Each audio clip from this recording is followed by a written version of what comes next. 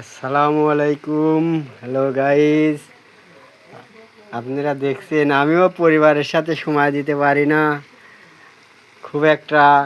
আজকে একটু সময় দিলাম। দেখেন পালং শাক রান্না হচ্ছে, পালং শাক মাছ দিয়া রান্না হচ্ছে পুরপুরি। এটা হবে প্রায় শেষের দিকেই রান্না, দেখতে পাচ্ছেন পুরপুরি পালং শাক, পালং শাকের পুরপুরি মাছ দিয়া ভুনা হচ্ছে।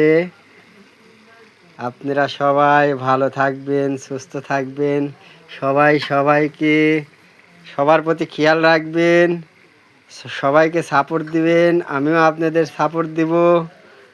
হ্যাঁ, আসসালামু আলাইকুম। আপনারা সবাই ভালো থাকবেন, ধন্যবাদ।